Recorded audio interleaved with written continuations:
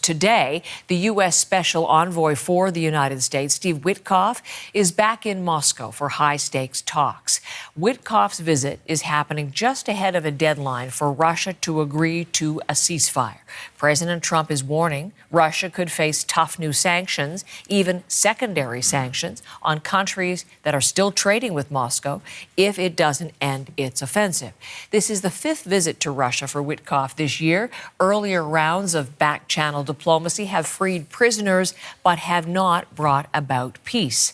Tom Parry is covering things from Washington. Are there any real prospects, Tom, for peace this time on this fifth visit?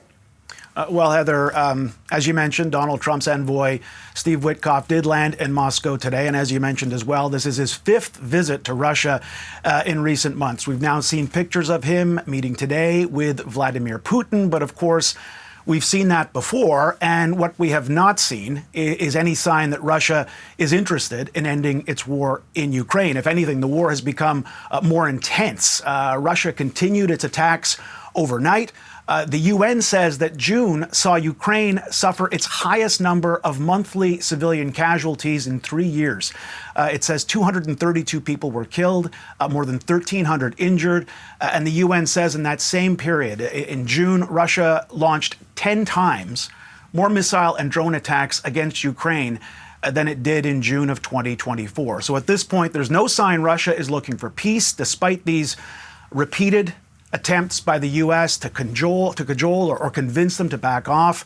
Donald Trump, of course, said he would end the war in Ukraine on day one of his second term. That didn't happen. At one point, Trump blamed Ukraine and its president, Vladimir Zelensky, for dragging out this war. But lately, Trump has been sounding increasingly frustrated with Russia and with Vladimir Putin. I mentioned, Tom, he's threatened harsh sanctions, secondary sanctions on countries that are still doing business with Russia. So countries like China and India that buy Russia's oil. How are Russian officials responding to Trump's threats there? Well, we've heard Russian officials call these new proposed sanctions illegal. But of course, Russia's war against Ukraine is widely seen as illegal. But this is another of Trump's deadlines. Trump has given Russia basically until the end of this week to agree to a ceasefire or face these new sanctions. Now, there's very little trade between the U.S. and Russia, so direct economic sanctions against Moscow wouldn't have that much effect. But as you mentioned, Trump is threatening secondary sanctions against countries that do business with Russia, including buying its oil. So natural resources are the backbone of the Russian economy. And countries like China, like India, like Turkey, they're continuing to buy those natural resources. So those countries could face steep U.S. tariffs if they continue to do business with Russia. Now, Trump was asked yesterday whether he still planned to go ahead with that. And here's what he said.